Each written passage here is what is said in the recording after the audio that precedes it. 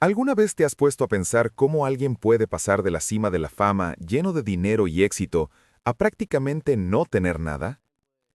Hoy vas a conocer la historia de 7 cantantes argentinos que alguna vez vivieron como verdaderas estrellas, pero que por diferentes motivos lo perdieron todo a lo largo del camino. Entre malas decisiones, crisis económicas e incluso problemas personales, estas historias te van a sorprender y hacer reflexionar. Así que ya deja tu like, suscríbete al canal y activa la campana de notificaciones para no perderte ningún contenido como este. Porque lo que estás a punto de ver puede cambiar completamente la forma en que ves la fama y el dinero. Edelmiro Molinari siempre fue visto como uno de los pilares del rock argentino. Desde joven, su vida estuvo ligada a la música, a los escenarios y a la creación artística. En los años 60, ayudó a construir un movimiento que cambiaría la cultura del país. Con talento y dedicación, pasó décadas produciendo, tocando y componiendo. Para muchos, era una referencia, alguien que había logrado transformar la pasión en una carrera. Pero el tiempo pasó y la realidad empezó a mostrar otro lado de la historia. A pesar de su trayectoria respetada, la vida financiera de Molinari nunca fue estable.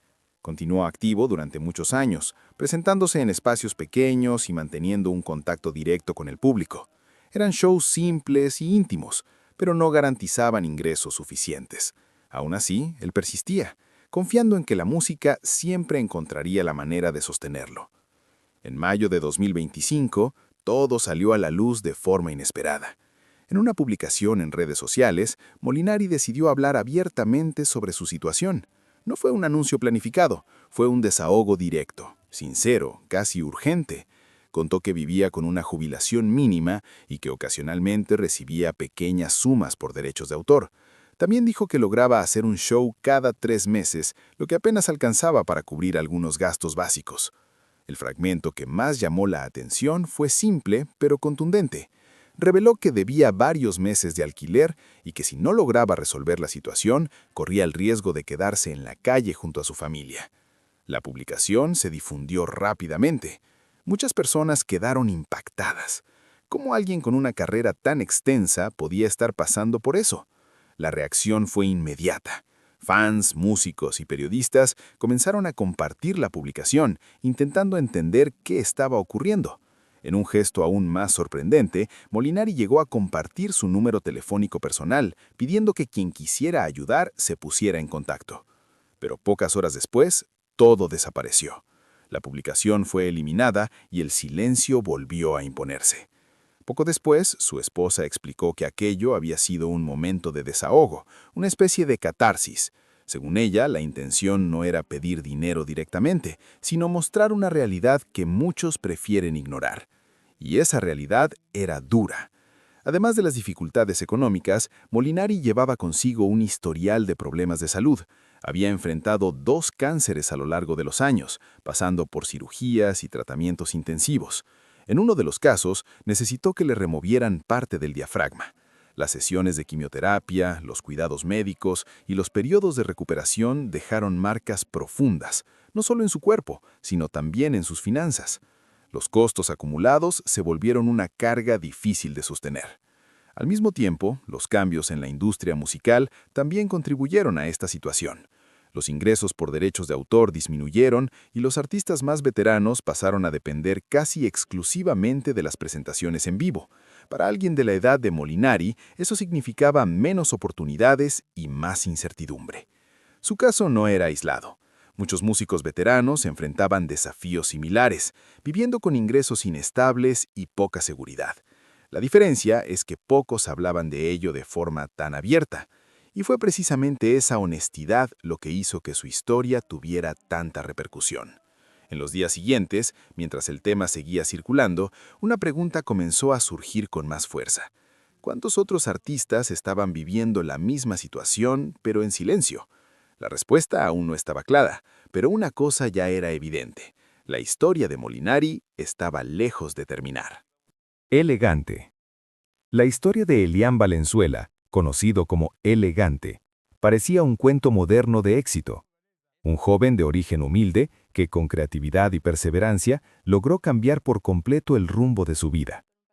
Creció en un entorno sencillo, lejos de los grandes centros de poder de la industria musical, pero encontró en la música un camino. Así nació la cumbia 420, un estilo nuevo y diferente que mezclaba ritmos populares con sonidos modernos.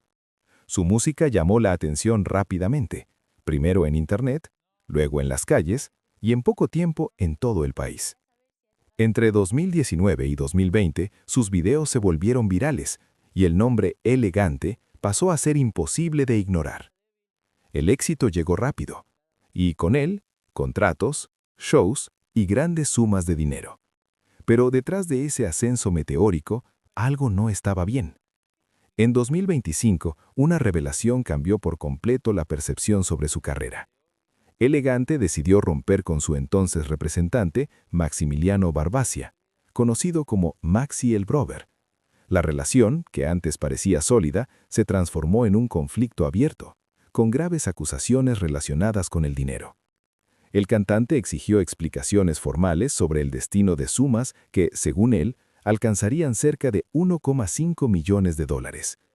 La situación se volvió aún más impactante cuando salieron a la luz detalles sobre la distribución de ganancias. Según informaciones difundidas en la televisión argentina, el acuerdo establecía que el 70% de los ingresos quedaba en manos del mánager y su esposa, mientras que solo el 30% correspondía al propio artista. Para muchos, eso ya era alarmante, pero lo peor estaba por venir. El propio Elegante reveló que había firmado un contrato millonario con una discográfica por un valor de 3 millones de dólares. Sin embargo, afirmó que solo la mitad de ese dinero había sido registrada como recibida. El resto simplemente no aparecía con claridad. La duda se transformó en indignación.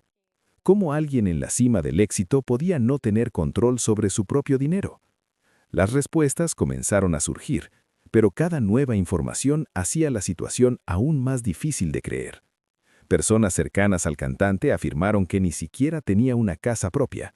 En algunos momentos, cuando necesitaba comprar algo básico, debía pedir que alguien recargara su billetera virtual, porque no tenía acceso directo a sus propios fondos. Era una realidad completamente distinta a la imagen pública que proyectaba. Y había más. Se estaba construyendo una casa para él en la región de San Vicente. El proyecto, que debía simbolizar estabilidad y logro, terminó convirtiéndose en un reflejo del problema. La obra estaba incompleta por falta de pagos. Mientras tanto, la casa del propio mánager ya estaba terminada, equipada y en condiciones de lujo. El detalle más sorprendente llegó después. La tierra de la casa de Elegante no estaba a su nombre, sino de la esposa del representante. La situación se volvía cada vez más compleja. Durante una gira por Europa, por ejemplo, el cantante pasó por España sin recibir ningún pago directo. Según el representante, el dinero se estaba utilizando para cubrir deudas en Argentina. Elegante, sin embargo, no tuvo acceso a los ingresos generados por su propio trabajo. Atado a un contrato que se extiende hasta 2029, ahora enfrenta un desafío aún mayor. Su nuevo abogado confirmó que la situación es grave.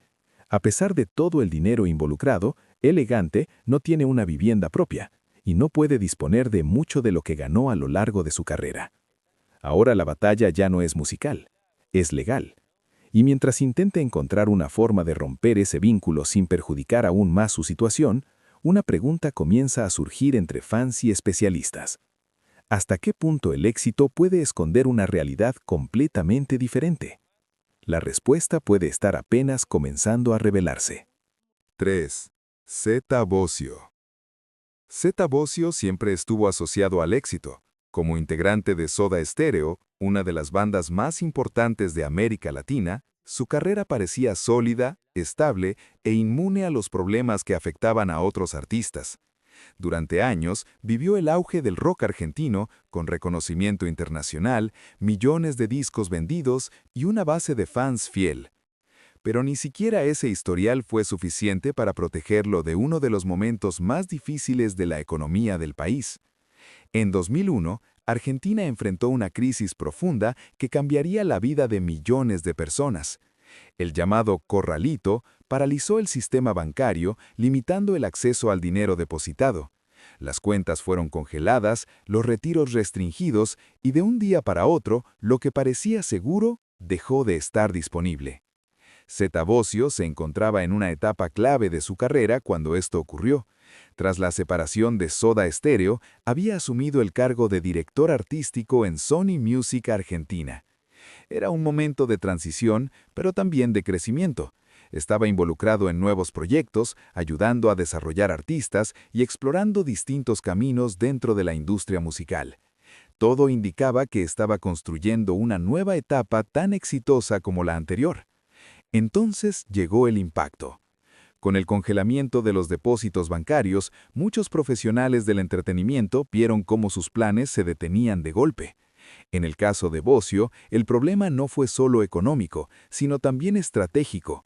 Proyectos que dependían de inversión, planificación y movimiento de recursos quedaron suspendidos. Y había un detalle aún más grave.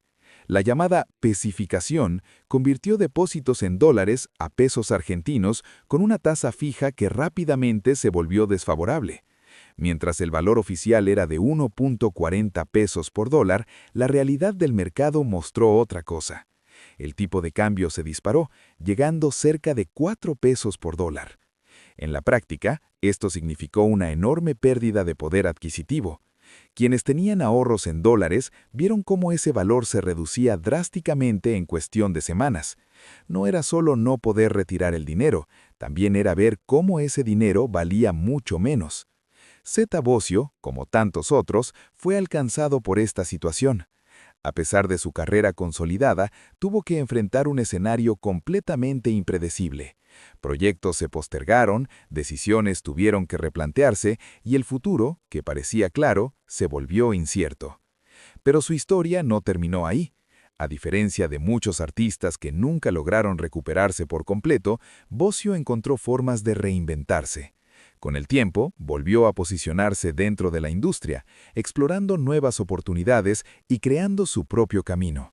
Fundó un sello independiente, apostando por nuevos talentos y adaptándose a los cambios del mercado. También incursionó en otros formatos, como la televisión, llevando su experiencia a programas que exploraban la música alrededor del mundo. Y entonces llegó un momento muy esperado por los fans. Las giras de reunión de Soda Stereo reavivaron no solo la memoria de la banda, sino también la fuerza de su legado.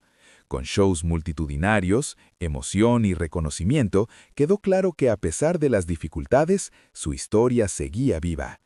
El caso de Zeta Bosio deja una reflexión importante. Ni siquiera los artistas más exitosos están completamente protegidos frente a crisis económicas. Cuando el sistema falla, el impacto puede alcanzar a cualquiera sin importar la fama o la trayectoria.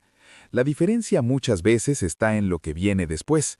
Y mientras algunos nunca logran recuperarse, otros encuentran la forma de seguir adelante, incluso después de pérdidas significativas. Pero eso no es una regla, y a medida que surgen nuevas historias, queda cada vez más claro que el destino de cada artista puede tomar caminos muy distintos, incluso cuando todos parecen haber comenzado desde el mismo lugar. 4. Federico Moura. La historia de Federico Moura tiene un peso distinto. No es solo sobre dinero o carrera, sino sobre pérdida, enfermedad y una familia que ya venía marcada por tragedias mucho antes del final. Federico nació en La Plata y desde joven mostró una sensibilidad artística única.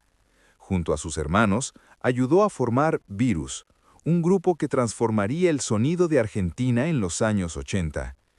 Mientras muchos artistas seguían estilos más tradicionales, ellos trajeron algo nuevo, un pop rock bailable, moderno y lleno de identidad. El éxito llegó rápido. Con una presencia escénica fuerte y una voz inconfundible, Federico se convirtió en el rostro de la banda.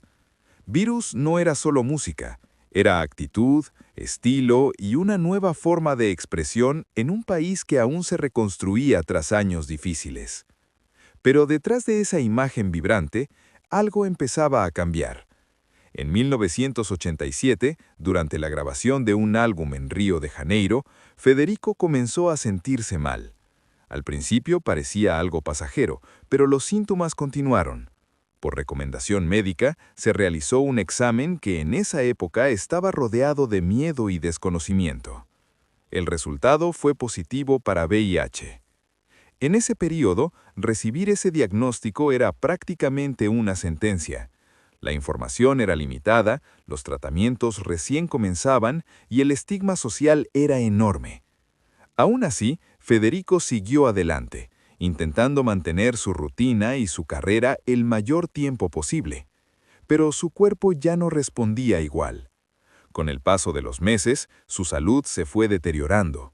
Surgieron tratamientos como el AZT, una de las primeras opciones disponibles, aunque con efectos secundarios muy fuertes.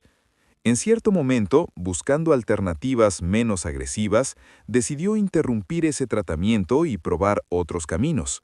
Sin embargo, la decisión no trajo mejoras. Mientras tanto, los costos médicos aumentaban. Era una época en la que no existía un sistema de apoyo eficiente para pacientes con SIDA en Argentina. Tratamientos, consultas y cuidados especiales requerían recursos constantes, y eso comenzó a pesar cada vez más. Y había algo aún más profundo detrás de todo esto. La familia Moura ya cargaba una herida antigua. Años antes, en 1977, durante la dictadura militar, uno de sus hermanos fue secuestrado y nunca más apareció, convirtiéndose en uno de los miles de desaparecidos de ese período oscuro. Esa pérdida dejó marcas que nunca cicatrizaron. Cuando Federico enfermó, la familia ya estaba emocionalmente golpeada, y ahora, además del dolor, debía enfrentar otra realidad: acompañar el deterioro de un ser querido mientras lidiaban también con dificultades económicas. El 21 de diciembre de 1988, Federico Moura falleció en su apartamento en San Telmo. Tenía apenas 37 años. Su cuerpo estaba extremadamente debilitado, llegando a pesar cerca de 35 kilos. La causa final fue una insuficiencia cardiorrespiratoria, pero detrás hubo un proceso largo, duro y silencioso. Su muerte no fue solo el final de un artista, fue también un golpe devastador para una familia que ya había perdido demasiado. Sin una estructura sólida de apoyo y con los gastos acumulados durante la enfermedad, la situación se volvió aún más delicada. Y a pesar de todo el éxito que tuvo en vida, eso no fue suficiente para garantizar seguridad después. La historia de Federico revela un lado que muchas veces permanece oculto, ese en el que la fama, el talento y el reconocimiento no logran proteger a alguien de las circunstancias más duras.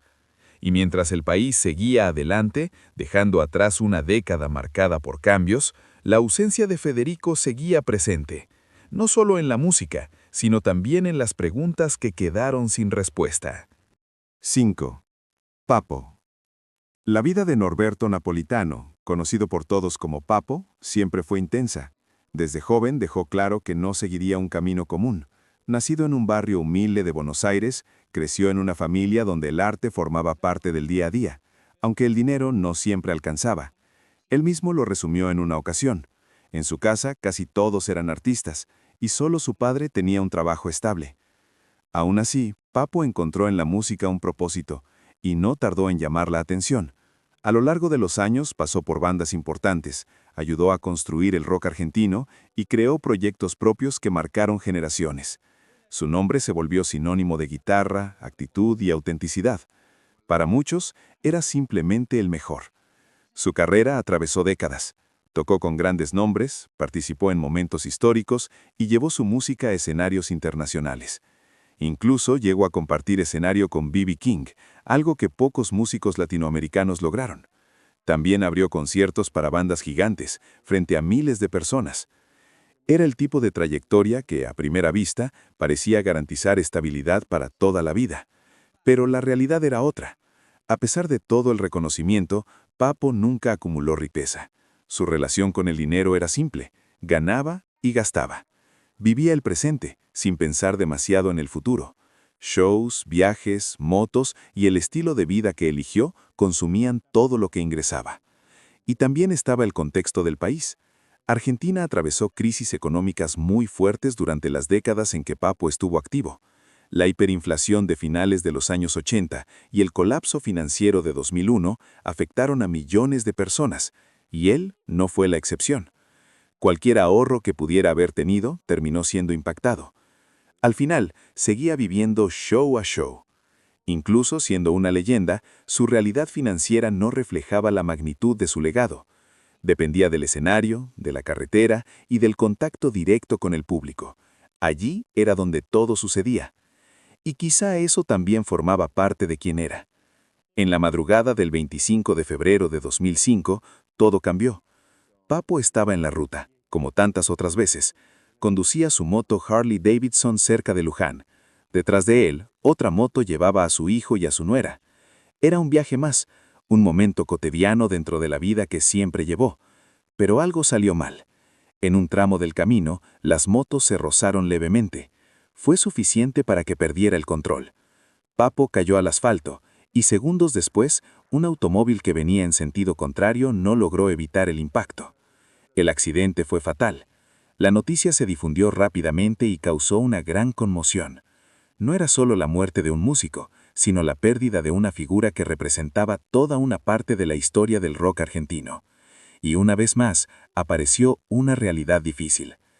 A pesar de todo lo que construyó, Papo no dejó una gran fortuna. Su vida estuvo marcada por decisiones, por el contexto económico y por una forma intensa de vivir el presente. No acumuló bienes, pero dejó algo que muchos consideran aún más valioso: un legado. Su música siguió viva, influyendo en nuevas generaciones y manteniendo su nombre vigente. Pero al mismo tiempo, su historia reforzó un patrón que ya empezaba a verse en otros casos. Grandes artistas, trayectorias icónicas, reconocimiento y aún así, finales marcados por dificultades o falta de estabilidad. Y a medida que estas historias se conectan, surge una inevitable pregunta: ¿el problema está solo en las decisiones individuales o hay algo mucho más grande detrás de todo esto? Veteranos del rock nacional argentino. La generación que dio origen al rock argentino tenía un sueño simple: hacer música, vivir de eso y dejar una huella. Y lo lograron.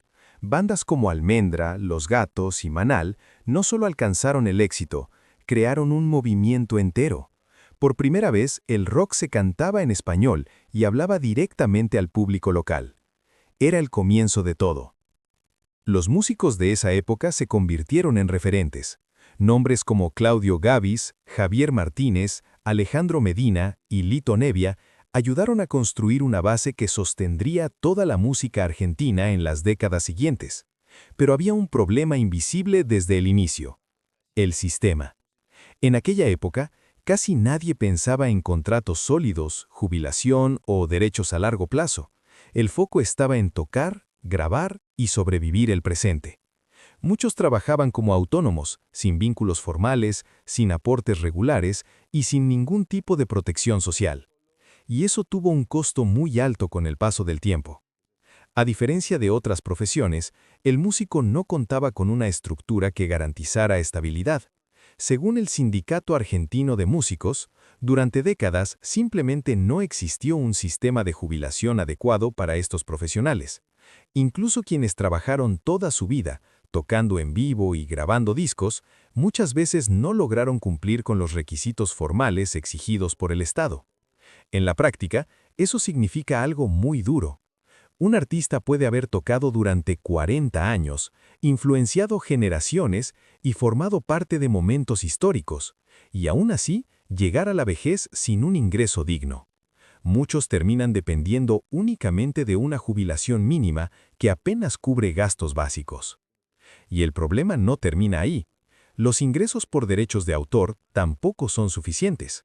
El sistema administrado por SADAIC suele pagar montos bajos e irregulares. Además, solo los compositores reciben esos ingresos. Instrumentistas y otros músicos quedan fuera. Incluso para los compositores hay otro obstáculo: la inflación.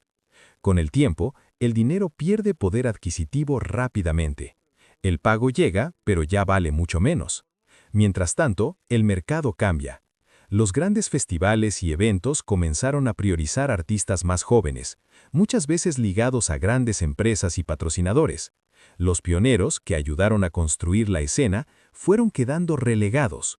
Como lo describió Edelmiro Molinari, muchos quedaron encajonados, atrapados en un sistema que ya no les abre espacio. Algunos intentaron encontrar alternativas. El caso de Claudio Gabis es un ejemplo claro. Para lograr cierta estabilidad, tuvo que salir de Argentina. Primero se trasladó a Brasil y luego se estableció en España, donde comenzó a dar clases y a trabajar en la enseñanza musical. Es decir, tuvo que dejar el país donde ayudó a crear un género entero para poder vivir con mayor seguridad. Y aún así seguía regresando para tocar, porque al final la música seguía siendo una parte esencial de su vida, pero también una necesidad económica. A lo largo de las décadas, una serie de crisis solo agravó la situación de esta generación. La dictadura militar limitó la actividad cultural, la hiperinflación destruyó ahorros, el corralito congeló depósitos y la inflación constante continúa erosionando cualquier ingreso. Cada etapa golpeó a estos músicos en momentos distintos, pero con el mismo resultado: pérdida. Pérdida de dinero, de oportunidades y de estabilidad. Hoy muchos de estos artistas viven con dificultades, a pesar de haber sido fundamentales para la cultura del país. Crearon el camino, pero no pudieron beneficiarse de él como deberían. Y al observar todas estas historias, Molinari, Papo, Gabis y tantos otros, empieza a surgir una conclusión incómoda. Tal vez el problema nunca fue solo individual. Tal vez, desde el inicio, el sistema ya estaba diseñado de una manera que hacía casi imposible que estos pioneros llegaran al final de sus vidas con seguridad. Y si eso es cierto, entonces la siguiente pregunta es inevitable. ¿Quiénes fueron los que realmente se beneficiaron de todo lo que ellos crearon? Artistas de cumbia villera y trap argentino. La historia de la cumbia villera y del trap argentino comienza con una explosión, no de riqueza, sino de necesidad. A comienzos de los años 2000, Argentina atravesaba una crisis profunda. El desempleo crecía, la pobreza avanzaba y millones de personas luchaban por sobrevivir. En ese contexto nació la cumbia villera, en las periferias del conurbano bonaerense. No era solo música, era un reflejo directo de la realidad. Y el público se identificó de inmediato. En pocos meses el género salió de las villas y conquistó todo el país. Grupos como Damas Gratis, liderado por Pablo Lescano, además de Pibes Chorros, Yerba Brava y Mala Fama, se convirtieron en fenómenos casi de la noche a la mañana. Los números eran impactantes: cientos de miles de discos vendidos, shows constantes, giras internacionales. Jóvenes que poco tiempo antes no tenían nada, ahora estaban en el centro de la industria musical. Pero había un detalle que pocos notaban en ese momento. ¿Quién controlaba realmente el dinero? El modelo de negocio detrás de ese éxito era desigual desde el inicio. Discográficas y productoras financiaban grabaciones y organizaban conciertos, pero a cambio se quedaban con la mayor parte de las ganancias, en muchos casos alrededor del 70 o más por ciento. Los artistas recibían solo una fracción. Sin conocimiento sobre contratos, sin abogados y presionados por necesidades inmediatas, muchos firmaban acuerdos que cedían no solo ingresos, sino también los derechos sobre sus propias canciones. Eso significaba que incluso cuando un tema se volvía un éxito, el dinero no llegaba directamente a quien lo creó. El caso de Pibes Chorros lo dejó claro. La banda surgió en 2001 y rápidamente se convirtió en un fenómeno nacional. Sus shows se llenaban y sus canciones sonaban en todas partes. Pero pocos años después comenzaron los conflictos con la discográfica. El vocalista Ariel Salinas, conocido como El Traidor, dejó el grupo tras disputas por dinero. Sin él, la banda perdió fuerza, y lo que parecía una carrera larga terminó en pocos años. Ese patrón se repitió con muchos artistas. El dinero entraba rápido, pero salía aún más rápido. Y esto ocurría por tres razones principales. Primero, los contratos. La mayoría eran altamente desfavorables. Cláusulas largas, porcentajes injustos y pérdida de control sobre las obras. Cuando el artista intentaba reaccionar, ya era demasiado tarde. Segundo, el estilo de vida. Para jóvenes que crecieron sin nada, el dinero representaba un cambio radical. Era común gastar en autos, ropa, fiestas y ayudar a la familia, sin preparación para manejar grandes sumas a largo plazo. Tercero, el entorno.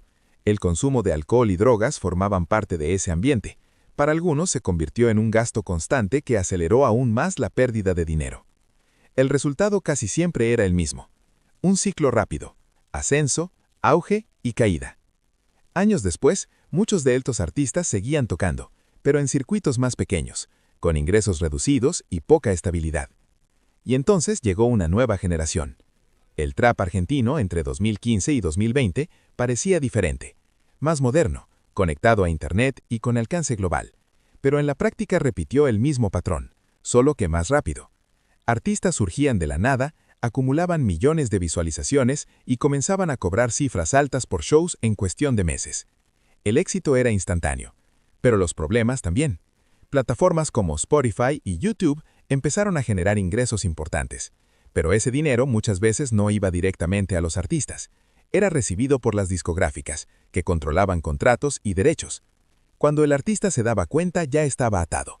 Contratos de largo plazo, derechos cedidos por años y poca capacidad de negociación. La diferencia era que ahora ocurría en menos tiempo. Más rápido para subir, más rápido para caer. El caso de Elegante no fue una excepción, fue solo el más visible. Y al conectar esta historia con todas las anteriores, el patrón se vuelve imposible de ignorar. No importa la generación, el estilo o el contexto. Desde el rock de los años 60 hasta el trap moderno, pasando por la cumbia villera, el resultado se repite. Los artistas crean, innovan, alcanzan el éxito, pero rara vez se quedan con la mayor parte de lo que generan. Y eso lleva a una conclusión cada vez más clara. El problema no está solo en decisiones individuales o en la suerte. Existe toda una estructura detrás. Una estructura que cambia con el tiempo, pero mantiene la misma lógica. Y ahora, con todas las piezas sobre la mesa, surge una pregunta final inevitable. ¿Es posible romper este ciclo o está condenado a repetirse? Entonces, ¿qué te pareció este video sobre los cantantes argentinos que eran ricos y hoy no tienen nada? Historias sorprendentes, ¿verdad? Déjame aquí en los comentarios cuál de estos casos te impactó más. Quiero saber tu opinión. Y si te gustó este contenido, no olvides suscribirte al canal, dejar tu like y activar la campana de notificaciones para seguir viendo más videos como este. Hasta el próximo video.